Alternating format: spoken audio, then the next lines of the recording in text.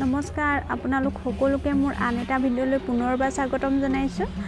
আমাৰ গাঁৱৰ গোপিনীয়ে মাহঁতে প্ৰতি দেওবাৰে মানুহৰ ঘৰে ঘৰে হৰিনাম লয়।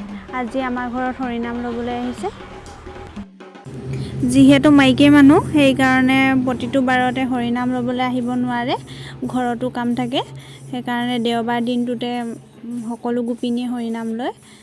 শিকাও হৈছে, শিকিবৰ কাৰণে হৰিনাম লৈছে।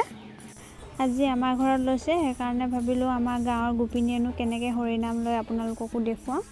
সেইকাৰণে অলপ ভিডিঅ' কৰি আপোনালোকক দেখুৱাব লৈছোঁ। ভিডিঅ'টো চাই কেনেকুৱা পালে শেষত কমেণ্ট কৰি জনাব। যদি ভাল পায় লাইক কৰি দিব, শ্বেয়াৰ কৰি দিব আৰু মোৰ চেনেলটো যদি নতুনকৈ চাইছে ছাবস্ক্ৰাইব কৰিবলৈ নাপাহৰিব।